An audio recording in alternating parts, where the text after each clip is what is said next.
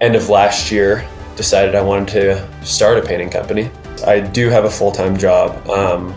I was planning on actually quitting here in May.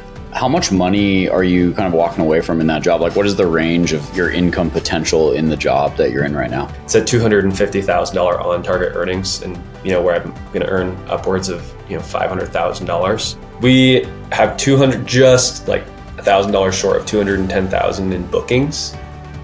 We produced 142K to date. Average job size just over 5,500. I think we're just about almost at 40 projects booked. In this painting company, there's not one thing that has been that hard. It's just a series of small decisions and making the decision to do the work every single day. Like I said, 6 months and my entire life and trajectory can be changed for the better. What's money worth if you're not working on or building something that you're excited about and proud about? So, hey, it's Hunter with Painting Business Pro. I have Brady Cummings on the show today. And Brady started his painting business as a side hustle while being a top performer at his high-paying corporate job.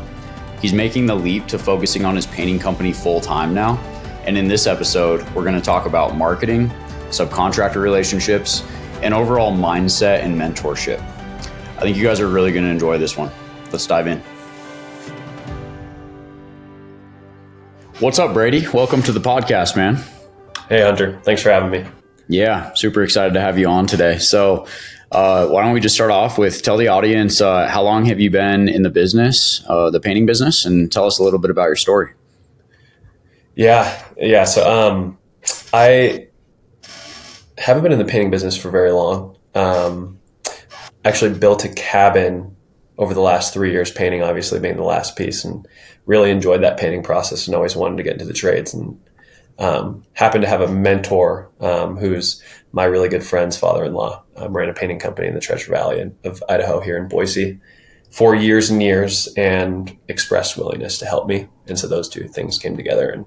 And end of last year, decided I wanted to start a painting company. Actually was thinking about buying one. Fortunately, decided not to do that. Started a company. And so we started in April. So we're about, is that 7 or 8 months in now? Yeah. Wow. So very new for you. and you have a full-time job still, right? Yes, I do have a full-time job. I was planning on actually quitting here in May of this past year, but actually I'm expecting a baby. And so my wife and I decided it might be wise for me to work for a little bit, stock away a little bit more in savings. So when we're relying on the painting business income, we'd be in a better spot. So yeah, I've been running this whole thing part-time around my working hours. And I'm planning on being full-time with the painting company at the beginning of this year. Yeah, that's awesome, man. Your first kid? It is my first kid. Yeah. So, congratulations. That's awesome. Yeah, maybe after you can share a little bit of word to the wise for how to balance running a business and being a good family man. Yeah, man.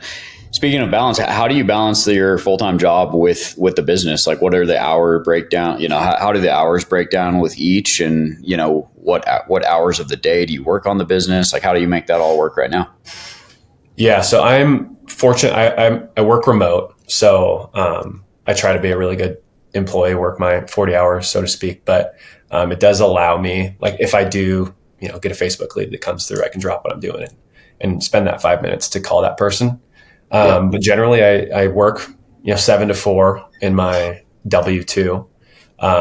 There's some days where I'll have a project kickoff that I'll do. I try to do those early, get back to my office and work. And then usually I just schedule all my estimates after hours, 5 to 7 on the weekends, do a little bit of door knocking.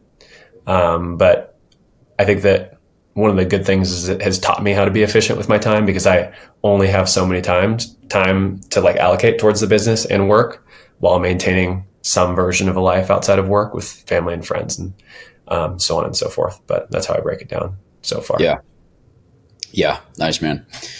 So why are you looking to leave? Like, walk us through the decision-making process on like, okay, I'm in this full-time job and I want to start my business. Like, I'm just curious, like, first of all, just why do you want to start a business?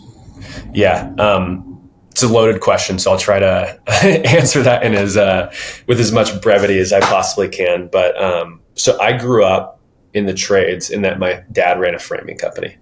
So I was in and around construction sites all the time. Summer I was working construction, doing my dad's side jobs, tearing off roofs, all that sort of thing. But I didn't love working manual labor, so to speak. And my dad really urged me not to swing a hammer for the rest of my life. So I went to University of Washington, got an education. There's a really strong tech scene up there. So I ended up getting a job in software sales. Been doing that for almost 10 years now, and it's been like a blessing, right? It's afforded me and my family like an amazing life. But I think that career can be handicapped in that, it's not like there is a roof or a ceiling, so to speak, in the business, like maintains it that way, because if you're making so much money, they could probably go find someone else that can do it for cheaper. And so that's how that business operates. And I had a lot of friends that, started in really like high commission, low salaried roles that initially for a long time I was, doing well, making a lot of money, super happy. And then I started to see, their business starts to grow and there's this flywheel. And then all of a sudden, they're doing amazing things and their like growth is unlimited. And here I am, knowing that, hey, I just had this fantastic year, but like next year I'm gonna have to work twice as hard to potentially make that amount of money. And so every year, for the last 5 some odd years, I was like, I want to start a company. I want to buy a company. I want to buy a landscaping company, or, you name it. I've probably thought about it and daydreamed about it and annoyed my wife talking about how bad I want to do it. So a year or so ago, I built a cabin with my dad and we self-performed actually the entire thing. Now my dad has most of those skills. I was just really helping him. But painting was the piece that I took charge on, and I really, really enjoyed it. When we were up there working on the cabin, I like had a hard time going to sleep because I was like so excited to paint in the morning, which was different from drywalling or siding the house or roofing the house, so to speak. So that led me to say like, oh, I want to get into the trades. I really enjoyed painting. And I actually have a good friend who was in my wedding, his father-in-law ran a really successful company local to where I live now in Boise, Idaho. And he expressed that he'd be willing to help. He actually happens to be a very, very well-known person in the painting industry, the Idaho painter. So Chris Berry, he's been a tremendous mentor to me and helped me a ton, like on my first estimate. But I could, talk a little bit later about, the power or the importance of a mentorship. But that's how I ended up deciding I want to do a painting company. I also do have this W-2 job that's been, very good to me, very good to my family. And I'm walking away at the beginning of the year from, high W-2 income to a lot of unknown of running your own business. But for me, when I just like look at the long term and what I really want to do, I saw my family have so much flexibility. And my dad, went to every one of my wrestling matches, baseball game, my mom as well. They ran the business themselves together. We did great vacations. It brought a lot of flexibility. Obviously, there was a lot of stress that as a 6-year-old, I have no visibility into. But I always admired that from my parents, and I knew I wanted to get into it. And so for me, I'm going to take one step back to take multiple steps forward. So for these next 3 years, it might be a hard thing. But I have all the confidence in the world that I'll be thankful that I took that step back to take a leap forward. So that's a little bit about my story. That's awesome, man. Good for you. And just for context, how much money are you kind of walking away from in that job? Like, what is the range of your income potential in the job that you're in right now? Yeah. It's a 50-50 salary commission role. On target earnings is what they say for, an account executive in the tech space, but it's a $250,000 on target earnings. And this might sound like anti what I said of like high upside, but like this is a very high earning year, where I'm going to earn upwards of, almost, $500,000. So there's probably going to be a lot of people when I tell my job that I'm not going back that think I'm silly, but I'm pretty dead set on the vision and what I'm building with Boise Painter. Yeah, man. Yeah, I mean, I just want to acknowledge like the courage that that the 200 and 250 to $500,000 is like that golden handcuff range, where it's like super hard to walk away from. And the fact you're just over there with a kid on the way, just clear that like this is what I'm doing. Because I really hear a lot of like, I'm in this to build a long term. Yeah, I'm in this to build long term wealth and like build my flywheel, Mm-hmm. where I can not have to go start from zero every single year. So I just want to say Yeah. kudos to you, man, for the courage to do that. A lot of people have those nagging thoughts that they want to do that, and they don't do that for a reason that's very logical. Of like, I don't want to walk away from Yeah. $500,000 a year. So yeah, it's really It took cool. me a long time. It also took me like a number of conversations with friends or meeting acquaintances and just like saying what I do and like not being super proud or excited to talk about what I do. And then I'm like literally allocating the most amount of time of anything that I do to something that I'm like almost embarrassed to like say that that's what I do for my career. You know what I mean? And so at a certain point, like what's money worth if you're not like working on or building something that you're like excited about and proud about? So 100%, totally, man. Like, yeah, and again, it's one thing to like have those thoughts. Like, it's kudos to you for being aware of that and being like, oh, I'm not super proud of this, and I'm spending like most of my time in my waking life doing this thing that I'm not super excited or proud about. It's one thing to like be aware of that, which not everyone's even aware of that. But then once you become aware of that, it's another thing to actually like take the leap, and yeah, that's what you're doing, I will and say that's when what I you become aware of it, it makes like each one of those days that you're doing the job, the work feels a little bit harder, more you know? painful. Yeah. Yeah, yeah, yeah. But then to actually go do something about it is yeah, kudos to you, Brady. That's awesome, man. Thanks, man. I Um, appreciate it. yeah. So you started the bit. So when did you start the business? April, you said. Um, I went through kind of the, analysis paralysis through January, February, and then finally kind of like got my act together March and really started.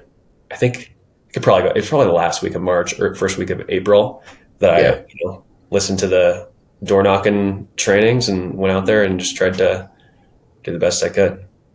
yeah, yeah. That's awesome. So since April, with working a full time job, you said you're working on the business. It varies week to week, but 10 to 20 hours a week on the business.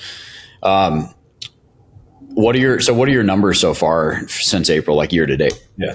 We have 200, just like $1,000 short of 210,000 in bookings. We produced 142K to date. Average job size just over 5,500, and so that's almost. I think we're just about almost at 40 projects booked. Yeah, that's really great, man. That's a super strong start since April. 210K sold, 142K produced, and while working a full time job. So you're working on the business really as a side hustle right now. Really impressive start. I can't wait to see what you do full time on the business Thank in you. a full annual year.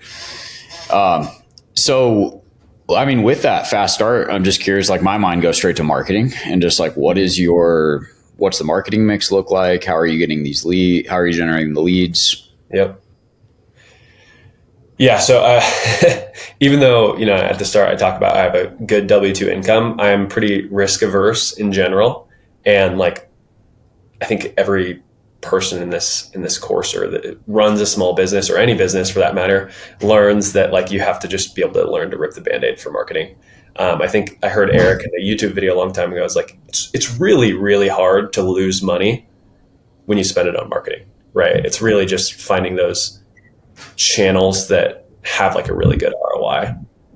Fortunately, like time, you have kind of like an infinite ROI. So at first, I was like really hard on door knocking.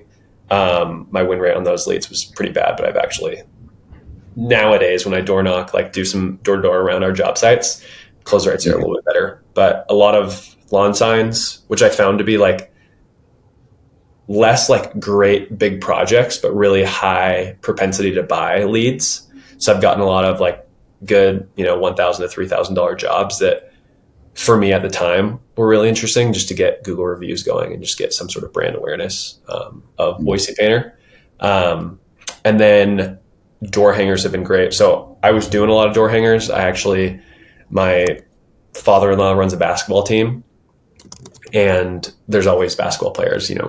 Schools or youth athletics are very, very expensive. And so a lot of parents are finding ways to pay for them. And so I did a little program through his basketball program for some of the girls to hand out door hangers across I just print out a map, circled the areas that I wanted them to put hangers out. So I did that, and then actually found a company that does door hangers. So now I just do $1,500 a month. And that's like a pretty solid channel for me especially like if I travel 2 weeks of the month, I'm not doing much like feet on the street marketing. And so just keeping, I have like one really loyal crew of 3 guys that I just like, the thing that I committed to myself this year is I'm going to keep them busy. Like no matter what, I'm going to make sure they always have, 3+ weeks of work booked out.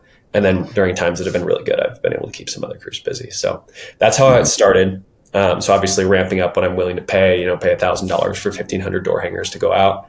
And then ramping up like Google logo service ads, Facebook ads, hired an agency to do Facebook ads for a minute, just literally took them back today and in 30 minutes had a lead. So I think that some people are onto the right thing when they say, if you don't have enough Facebook budget, maybe learn to do it yourself. So that's maybe a conversation for another time, but that's what I'm doing for marketing. I think that my like learning experience of going through all that is just do it all. Like I've prospected in a B2B setting, and like the person that's going to answer their door might be the person that would never answer a Facebook ad, and vice versa.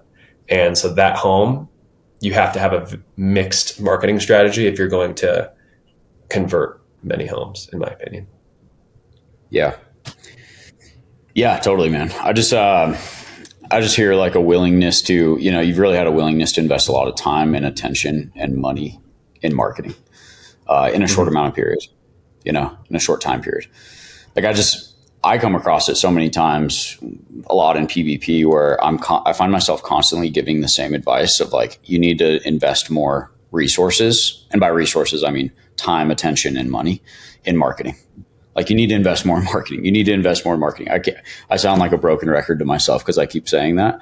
But it really is like, it's the thing that gets the business off the ground. Your business is going nowhere if no one knows about your business, Totally.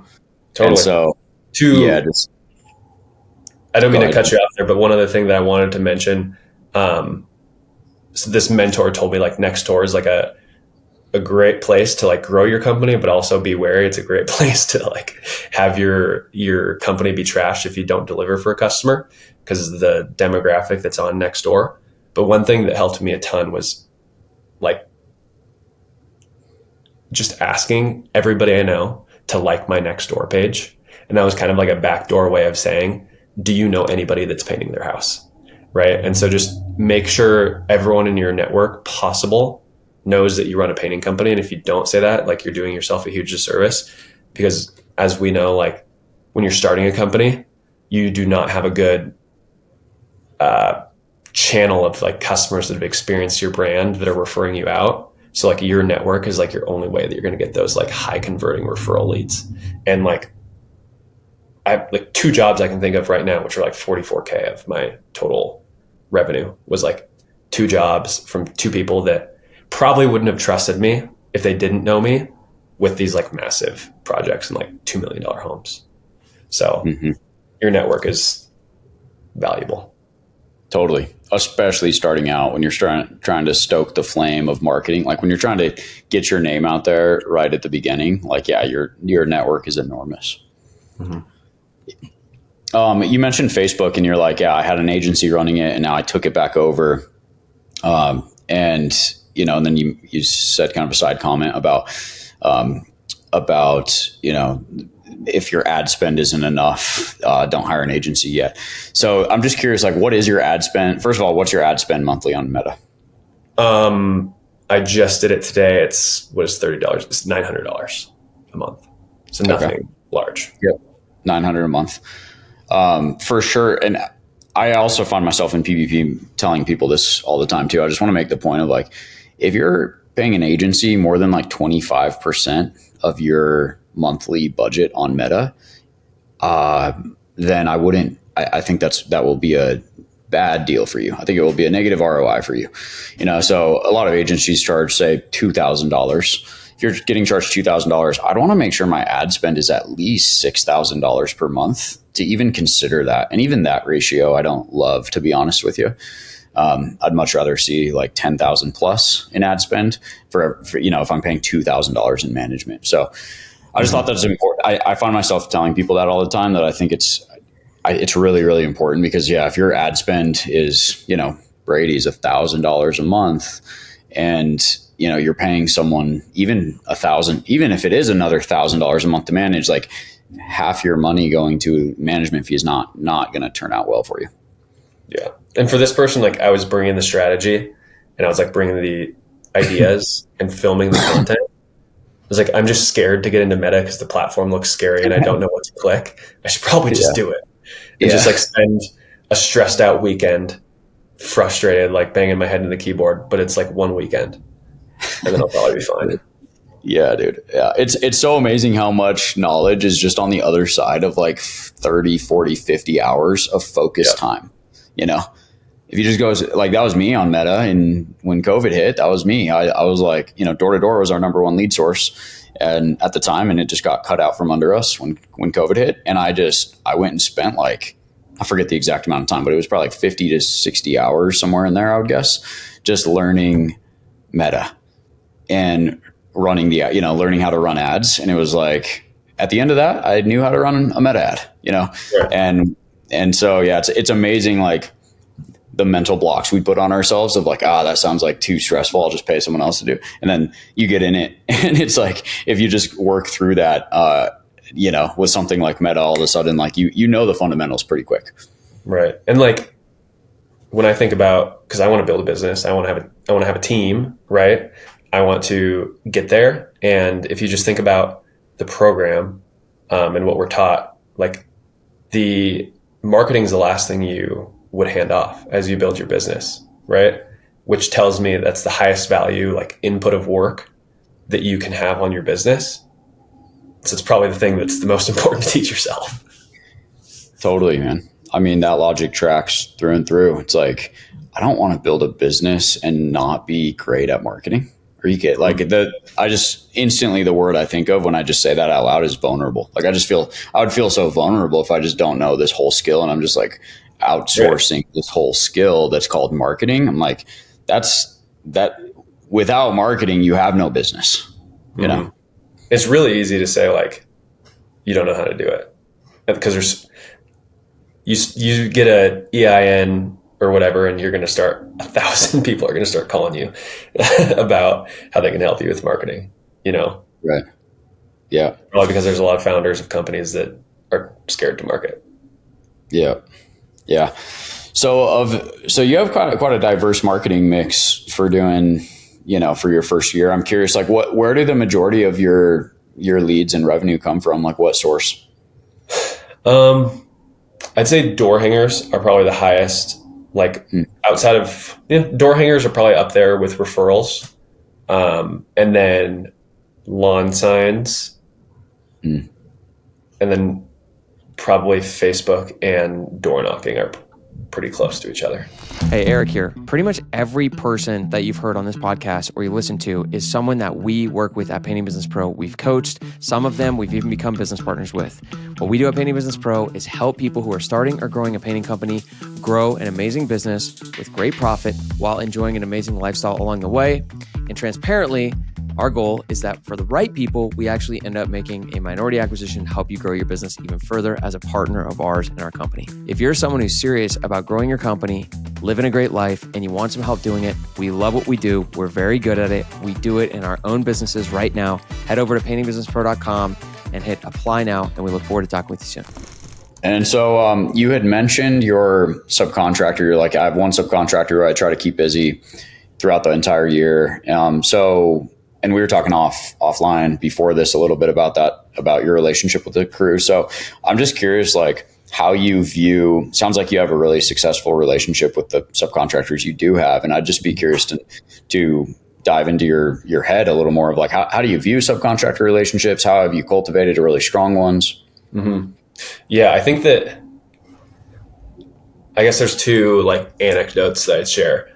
I'd say one, the most important thing that has helped me build like good relationships with my subcontractors is like if I believe in the model, right? I think a lot like subcontractors has this like negative connotation, right? And I will admit, the first time I did a job, I had my subcontractor come to the job and they do all the work, in quotes. Like some people could be like, that feels like wrong for me to take this percentage of revenue, so on and so forth. But like for like the model to exist, right? There has to be an equal exchange of value, and it's proven time over time, right? Like your guys' businesses, all the businesses in PvP, so many successful businesses that live on the subcontractor model. There's this like exchange of value, and so that's what I am like proactive in having the conversation in the first place. It's like if I'm recruiting or interviewing a subcontractor, it's like, hey, like, have you ever worked with a subcontractor before, or like have you subcontracted work? Really, what I'm looking for is a crew that like loves painting. They know how to paint. They know how to do a really good job at it, but maybe they struggle keeping themselves busy, for however many weeks a month or months a year that you want to work, they struggle to keep themselves busy. And so in my partnership, what I bring to the table is I bring work, and we can have an open, honest conversation around, is this job going to pay you what you want to be paid to paint a house? And if I can do both of those things, we can have like a really successful relationship. And so like from the very beginning, like just owning what your part in the relationship is and what their part is. Because I think that's so many painters have been like cheated by other companies that they've subcontracted through. And like, that's not what I do. Like I will only be successful if you're successful.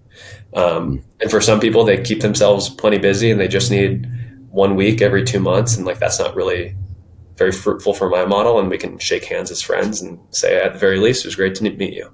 So I think that like owning and having confidence in the model to be able to communicate that is going to set up a strong relationship.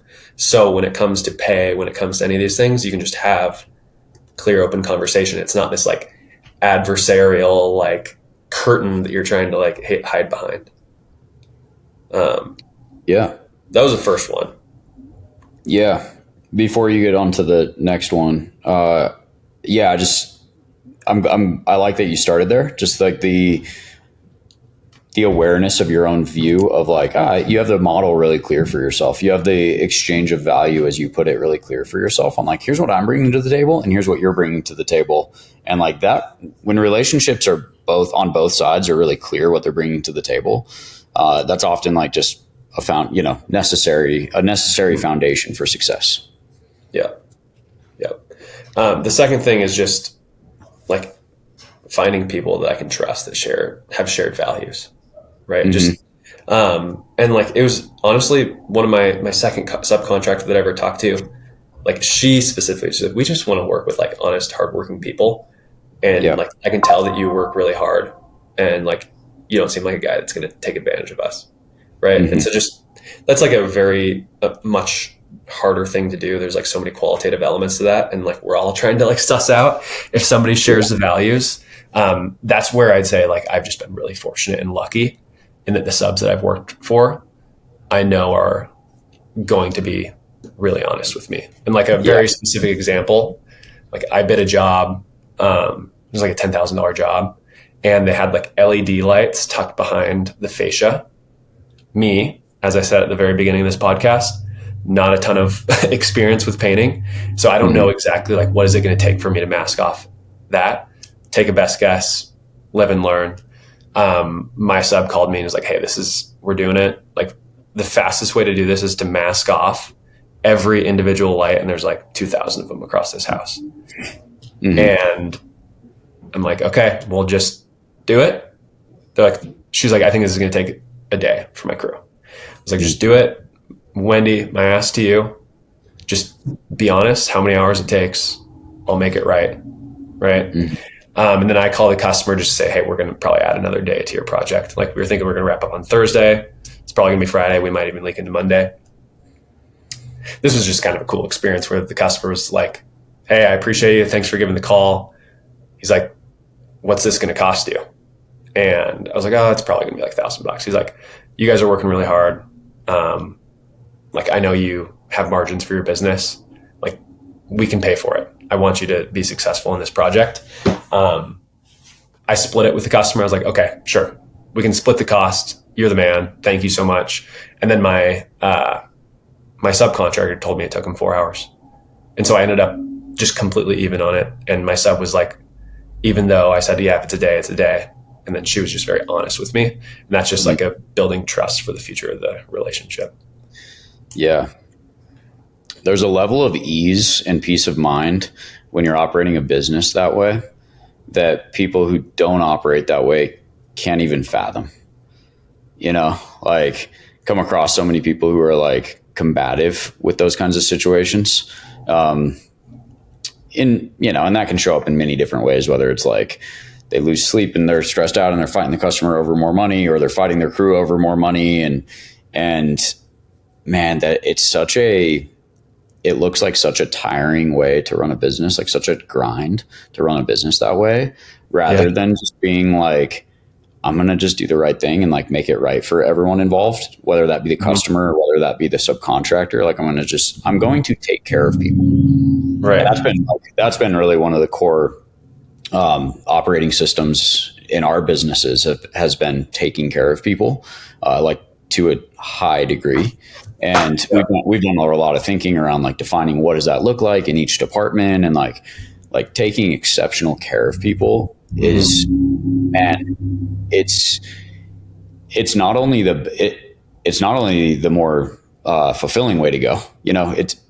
Most importantly, it's the most fulfilling way to go. It provides a lot of peace of mind, provides a lot of ease. Like it's fun. It also happens to be the better business strategy too. When you like look at the compounding effect over a long period of time of that behavior, it's massively beneficial from a strategy perspective. But it's hard to see that, like in that moment, because you have to come to another session and say your gross margin on this job was under 50%, but it's like, it's fine. It's fine. Yeah. That $400 is $500, $1,000 is so much worth keeping that sub happy and like holding time on their calendar for you because they prioritize your jobs. Totally. Yeah. Yeah. To your point, it's really hard to measure the compounding effect of goodwill over the long period of time. Yeah. Just have faith, I guess. Yeah. That's great, Brady. That's really great. Anything else regarding subcontractors? One thing I remember, I think it was a YouTube video a long time ago, was like being scared to like, if your customers ask if you use subcontractors, because it comes up, like it doesn't not come up. People ask and it's obvious. It's not something you're going to like dance around for the entire time you run your subcontract model painting business. But I've actually like, again, come to believe like in the model and say it with confidence to customers. My mentor, he ran an employee painting crew business. Most of their business was built off of college kids, and he had great things and negative things to say about having college kids to run like your painting crews in the summer when it's a high seasonal like area here in Boise. Like it's obviously busy during exterior season. But he had to train all those people. All those painters did not have a ton of experience. And so what I share with my customers, and, you can give me feedback on this answer, but it's, hey, actually, we've explored employee crews and sub crews, and we found that employee crews, it's really hard to get highly experienced and reliable employees. But the subcontractors that I work with, I interview them like I would interview an employee. But we found is these are people that run a business. They have pride and passion, and they're like in painting for the long haul, and they just are a higher skilled labor force. That's the direction we've chose to execute our jobs. Yeah. What kind of feedback have you gotten on that from clients? I don't I mean, I haven't been challenged on it. I think it's pretty sound logic. Now, if they Yeah. take my quote and I haven't tied the correlation to when I've asked that to been asked that in my win rate, but I believe in it, and I've won jobs I know certainly where people have asked, and I'm sure I've Yeah. lost them too. Yeah. No, that's really great. I like that a lot. Awesome, man. Yeah, that's really great. Anything else regarding subcontractors? No, but I'm curious. Can I ask you a question? Sure. Um, do you guys do anything like I had one job, maybe it was like a mistake at one point where they had a really high pressing timeline and they wanted their interior and exterior painted. And my only way to accomplish that was like having two crews on one job at once.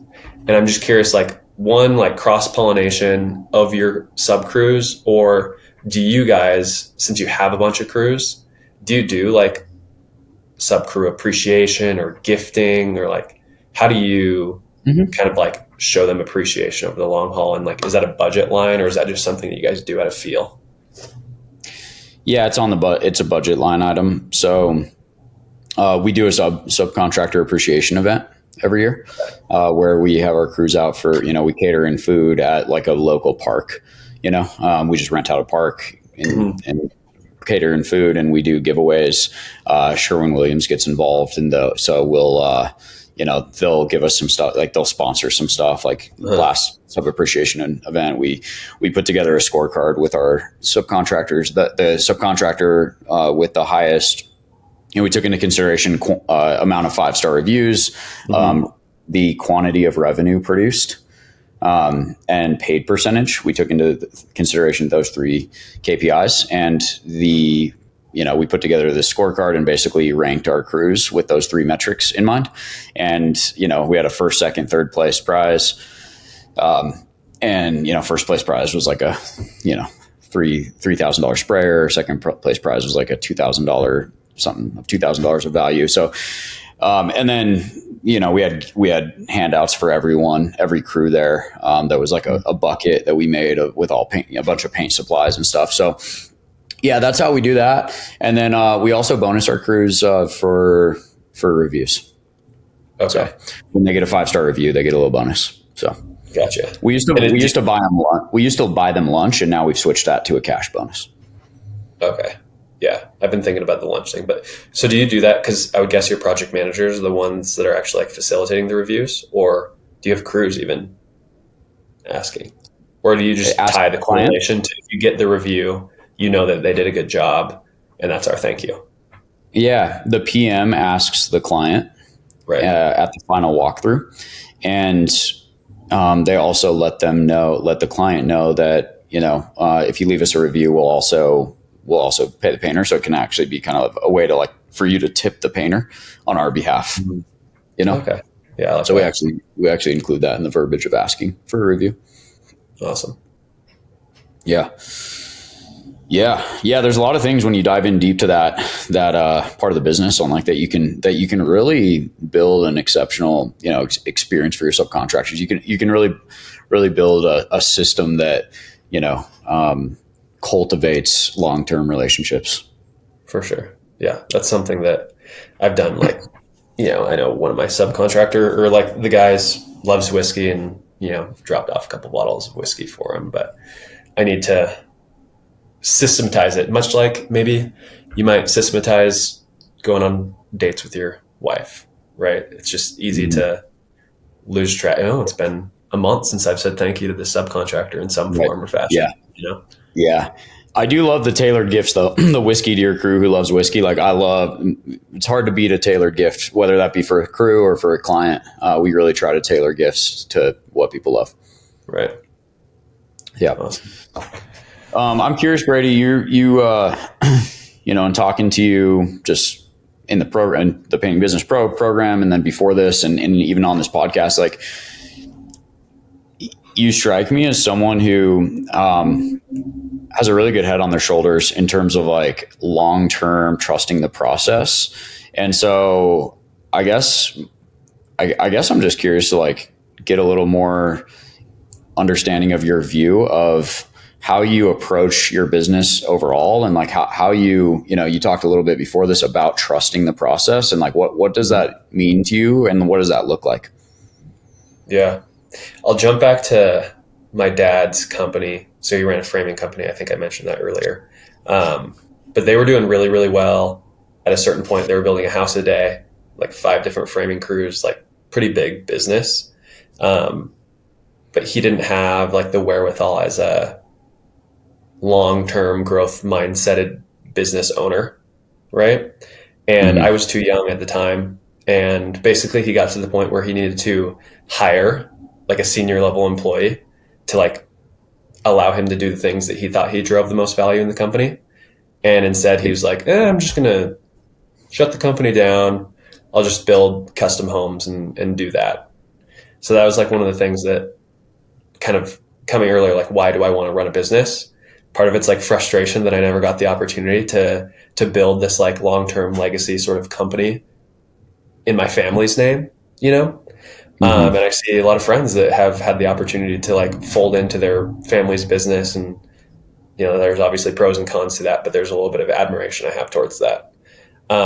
So to your point around like long-term mindset, like I'm not trying to build a business, I think, to get rich. I think that if you build a successful company, like money will come and, we'll be fine and, we'll have a house over our heads and food on our plates. But when setting out to build a business, I didn't want to build a business that was like a get rich quick kind of thing. Like I wanted something that could have a really strong, sturdy foundation and I can build it over time. Mm. And so that's what I'm really trying to do in all aspects of my business. I think hopefully some of those things shed through with like how I approach subcontractors, how I approach my marketing. Like I want to build a company that scales appropriately. And like, if I just slam budget into marketing and sell these jobs, my customer experience will probably suffer from it. Right. And so like build this company that's balanced for the course of time. Also to the point is like when I started a company, I didn't want to build something like I started a company that's an idea. I think there's naturally a ton of risk in that. And I have a lot of belief in the trades. And so when it came to a painting company, I knew if I just come in and have a company that like I can execute on a day-to-day basis, all I need to do is be better than 50% of other painting company operators. And I will be as successful as I'm willing to try it and be. And so the PBP program was like this perfect cocktail for me to be able to do that, where it's like, okay, I've got my idea, like this vehicle that'll allow me to get into the trades, run a small business, painting company. And here's the map, so to speak, which is the Painting Business Pro. And I will tell you, I'm like a high octane person, but also what comes with that, like high productivity, high octane person is probably anxiety that fuels us in many ways. I don't know if you can resonate with that, but like having this program and just be like, okay, if I just do A through Z, like, and I just come back and I make sure I do that at a high level, like I don't have to be asking all these questions of myself every day of like, how could I be doing this differently? It's just like one foot in front of the other. Mm-hmm. And so this 6 months, definitely a grind of like working a full-time job and starting a paint company. It was like 6 months of grind to be able to like go the direction of where I want my life to be. So, yeah, I guess that's a non-paid endorsement of the Painting Business Pro program. Yeah. Yeah. Thanks, man. I appreciate that. That's, it's really cool to hear. And I mean, I, yeah, I hear that you really value mentorship. I'm curious, you mentioned it even at the beginning, like quick, just a side comment. You mentioned something about mentorship. I'm curious, what is your overall view of mentorship? Obviously, you're in PBP. You also mentioned the Idaho painter, so Yeah. what's your view of mentors in general? I mean, like there's value in failing, right? It's your chance to learn, right? And if you don't have a mentor at all, you will fail a lot. But I think like mentorship, like, and this is speaking like selfishly speaking, right? Like mentorship as the mentee is a chance to, have a relationship with somebody that has seen all of those failures time and time and time again. So I think if you have the opportunity to have a mentor, like, and that's why it's probably the number one reason why I fell into painting is I knew I wanted to get in the trades, and there was a mentor that was willing to spend time with me and share that wisdom. So, I mean, I think it's like the most valuable thing if you can possibly have it. And like the Painting Business Pro program is like um, it's a, it's, if you don't have that personal relationship, it's like documentation of, so many people trying to fail and learn. So I liken it. Obviously, it's more like education, learning, growth category, but Mhm. I think you can get the same benefits from a mentor or that program. Yeah, totally, man. Yeah, I have a lot of the same outlook with mentor. I mean, I've had many mentors that have been monumental for me in my life. And like, I look at it very much like I'm either going to pay in time or in money or Right. both. Without a mentor, I'm for sure going to pay in time, like the slowness of me getting to my goals. Mm-hmm. I'm going to have to just pay in time. With a Right. mentor, I can like bring time forward, and sometimes that costs money, sometimes it doesn't. But either way, it's like I have not found better investment vehicles than like, mentorship in myself, Mm-hmm. like development in myself, because it's been the biggest ROI on my money invested Totally. by far. Yeah. I mean, I have So another mentor for the business. This is like something that's true to me. And I think that you can, when you're running a business, you can very easily get pulled out by like the vanity or the bottom line of the business that you're growing. But like one thing that I know is I'm like pretty obsessive and could focus every unit of my energy available to this company.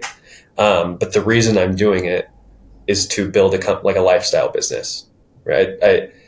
Through my W-2 job, like I can tuck away money into my 401k and my, um, brokerage account, but I would need to do that for 15, 20 years to be able to like even think about like being financially independent, right? Which is trying to get me the lifestyle I want.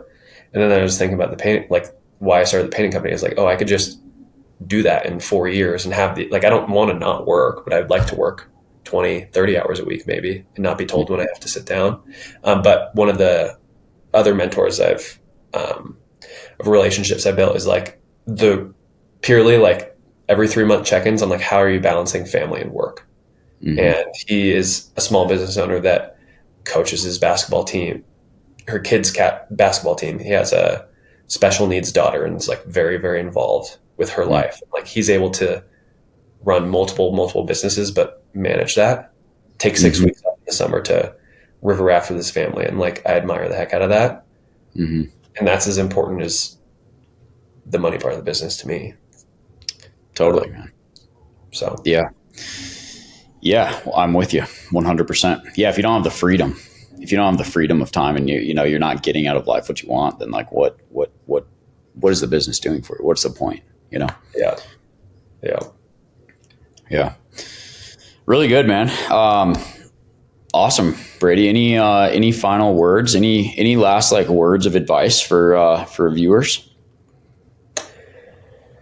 I mean, I would say like for me, like I would thought about wanting to run a business for the longest time, and I listened to every one of these podcasts going down to the very bottom, and this was like a very helpful thing for me to jump over the line.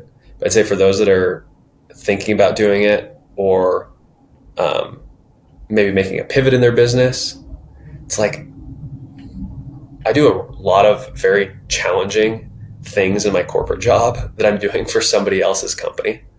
And in this painting company, there's not one thing that has been that hard. It's just a series of small decisions and making the decision to like do the work every single day.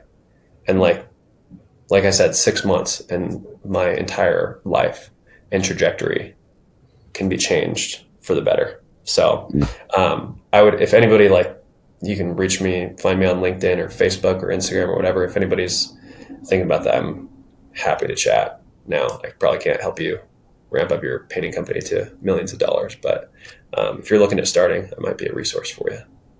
yeah. Yeah. Awesome, Brady. Well, thank you so much for taking the time to be on the podcast today. It was great having you. Absolute blast. It's surreal being here, and it's great chatting with you, Hunter. Hey guys, if you're enjoying the show, it would mean the world to me if you would leave a quick review for the podcast and what you gotten out of it. It helps our show reach more people and inspire more people. Thank you so much.